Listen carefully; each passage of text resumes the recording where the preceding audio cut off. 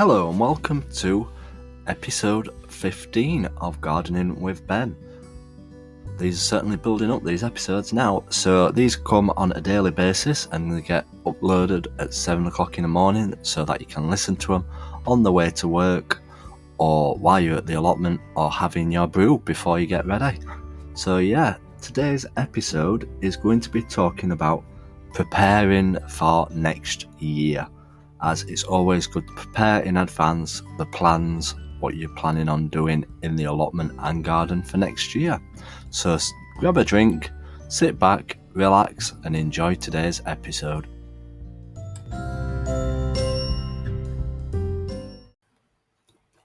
So this episode we're going to talk about how to plan for next year, as that is vital to knowing what to grow and when to grow it, where to grow it. So basically what I do around now, I look back through the whole of the year as I make a journal of when I planted stuff, how I planted it and how successful it was. I look back through the year and I see how well stuff has grown, where I've grown it, and if I'll grow it again. As if I have a bad crop for some reason, I may not try growing it again. Sometimes I think it's pretty pointless growing something that didn't grow very well that year. Sometimes I'll try it again, depending on if I've done it before and it's worked fine. But if it's the first time I've grown it and it's failed and not done very well at all, I'll probably never try it again until later on, maybe down the years, a few years. So I'll always look back and see how well I've actually grown stuff this year. So as I know on my plot, I always get successful sweet corn, beetroots, the purple cauliflowers that I grow, they grow fantastic, so I'll definitely keep growing them. The white cauliflowers never seem to do anything, so I won't grow them again. I'll just stick to the purple ones. And my runner beans, obviously.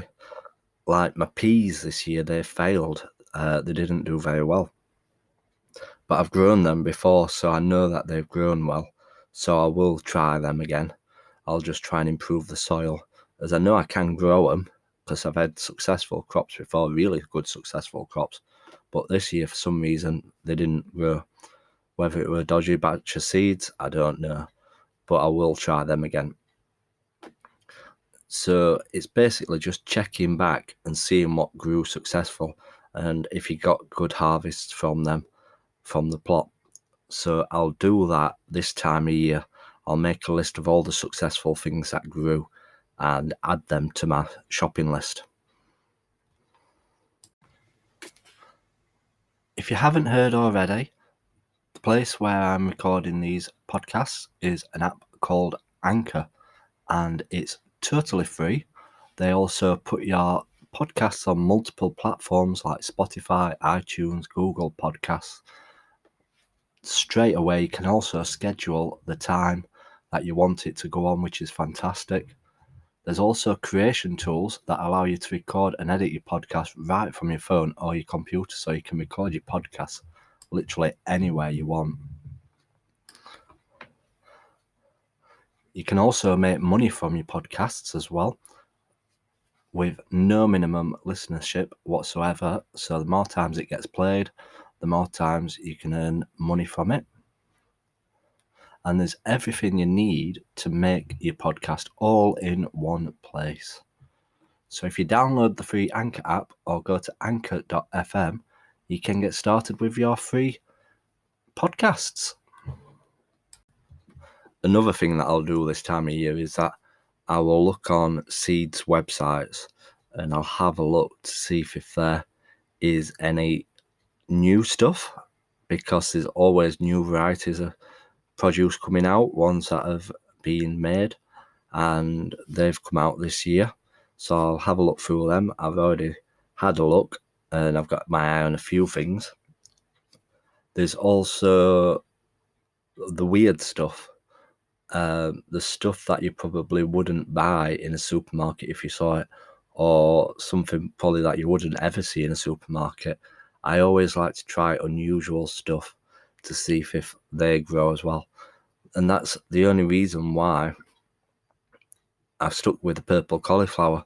As I saw it, I tried it one year because I like to try something unusual each year, and they did fantastic, better than the white ones. So I've stuck to growing them. So sometimes it's good to experiment and just grow stuff for a laugh, really, just to see what it actually looks like. So sometimes experimenting works because it pays off, because you get a better produce. It seems daft, but yeah.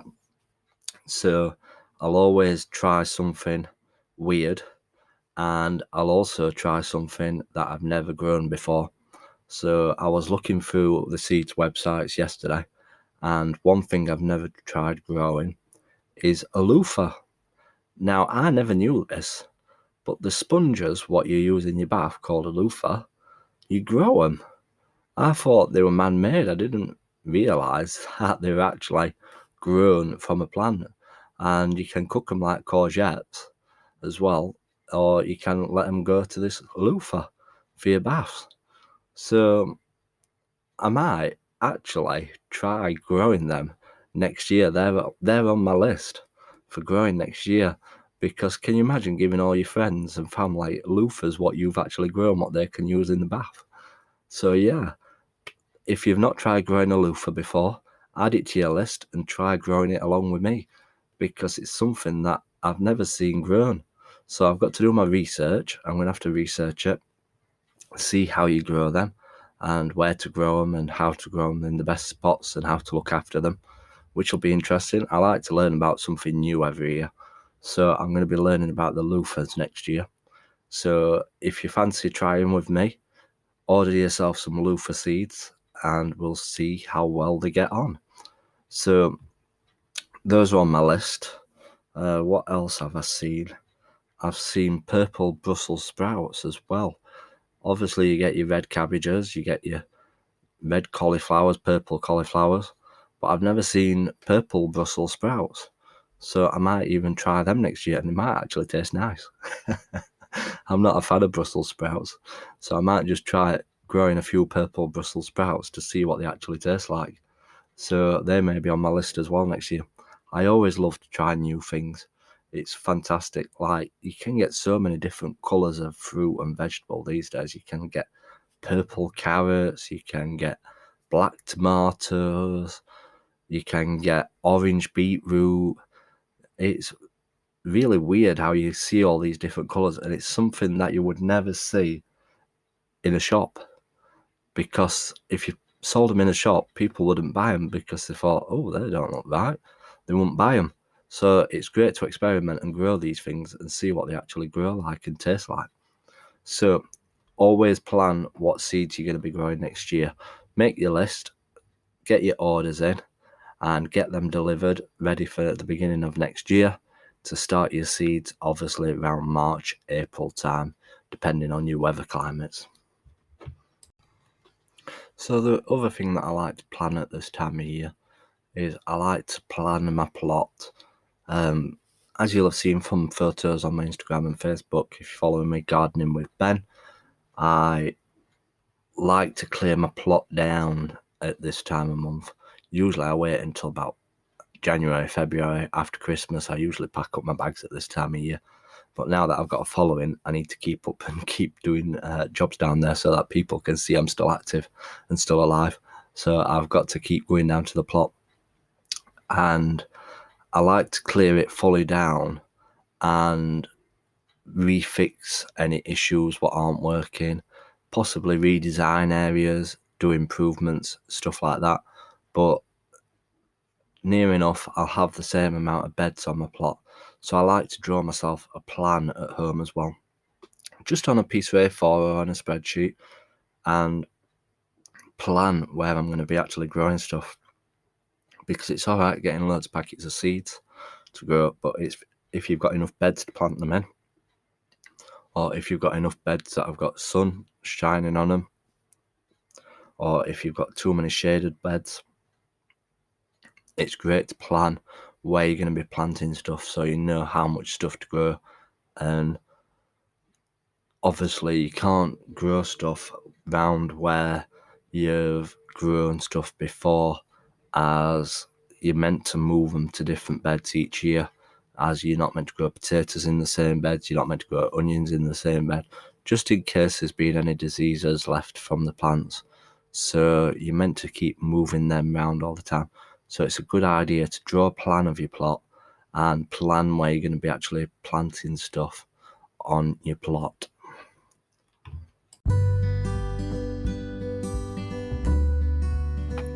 So it's been a short but sweet episode today. So like I said, around this time it's great to plan what you're going to be doing for next year on the plot. Make sure you plan it all. Think about what seeds you're going to grow. Have a look through those seed websites and magazines which you get, or if you get them free with magazines, your seeds. Decide where you're going to plant stuff and how much you're going to plant of it, and how many crops you actually want, whether you're going to be planting new stuff like I say, or try something weird what you wouldn't actually see in a shop. That's always good and great to grow, to see what it actually looks like. So try something new and plan for next year. I can't stress how much planning it is what you need to do for your plot. It's always good to draw a visual of what you actually want it to look like. So I hope you've enjoyed this episode. Remember to follow us on our social media websites on Facebook, Instagram and YouTube, Gardening with Ben, and feel free to check out my website link in the description below, www.gardenandallotment.com. Thanks for listening everybody, and we'll hopefully see you tomorrow. Remember, keep gardening.